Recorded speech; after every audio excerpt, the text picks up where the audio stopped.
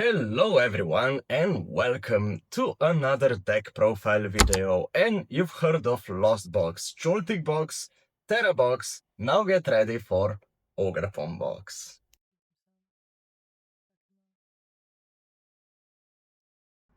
Okay, so for our Pokemon, our main protagonists are the 3 Teal Mask Ogerpons. We also have 2 Sobblpons, or the Water Ogerpons, and 2 Cornerstone Ogerpons, which are gonna be our main attackers and our main protagonists in the deck. All of the other Pokemon in the deck are more of the support kinda Pokemon, such as Pheasant DPT and Lily's Clefairy, as the alternate attackers. And for the supporters, also pretty standard lineup, but the more important ones are Penny, meaning we can return our damaged Pokemon back into our hand, such as the Ogerpon, because we only play the basic Pokemon. Our damaged Ogerpon can go back into our hand, and we can play it back down, so we kinda reset the damage or fully heal the Pokemon using that. Another supporter, we play 2 of them, that is very interesting addition to the deck is the Ends Plan. Ends Plan allows us to move 2 energies from our benched Pokemon, that are gonna be the Teal Mask Ogerpon, to our active Pokemon. For example, the Water Ogerpon, meaning we can accelerate 3 energies, so 1 Hand Attach, 2 Teal Dances, and Ends Plan, to fully charge the second attack of the Water Ogerpon in 1 turn without using anything such as Crystal, Crispin, and such, which is pretty good. For the items, the more interesting ones are the 4 energy switches, which is if we can't find Ends Plan, we can use energy switches to switch the energies from our Teal Mask Ogerpons onto our main attackers, so the Water or Cornerstone Ogerpon.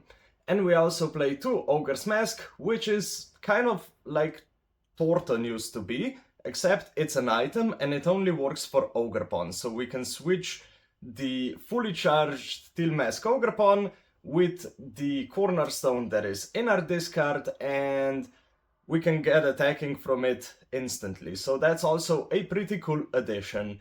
And for the energies, we have 8 grass energies that we accelerate to our Teal Mask Ogerpon using Teal Dance, 1 psychic energy so we can charge up our Lily's Clefairy, 3 prism energies, which are like luminous energies, except we can attach 2 of them and still count as rainbow energies, and we only can attach them to basics, and 1 legacy energy, because, well, it makes the most sense in the deck.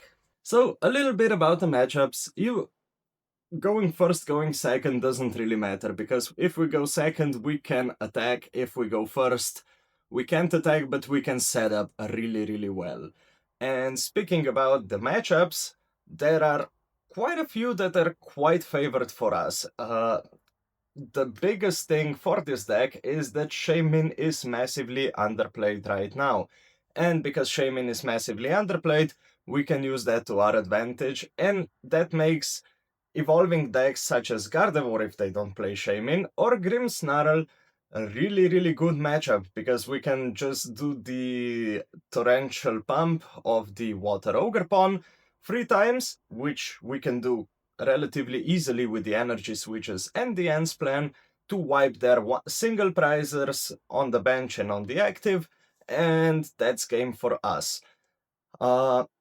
Another 2 of the more favored matchups for us is the Charizard, because we hit for weakness on the fire types, and we can hit for weakness on the Charizard with the Teal Mask Ogerpons, or we can wall them with the Cornerstone Ogerpons. So whichever Ogerpon we use, it's a good attacker against Charizard, which is a big problem for Charizard and a very easy matchup for us.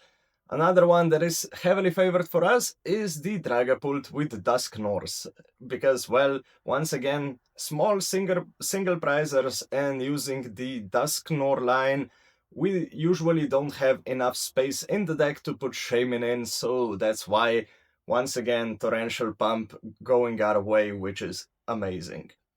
However, there are also two of the more unfavored decks, to be honest. First of all has got to be the Raging Bolt, because, well, we don't hit for high enough numbers, and they do.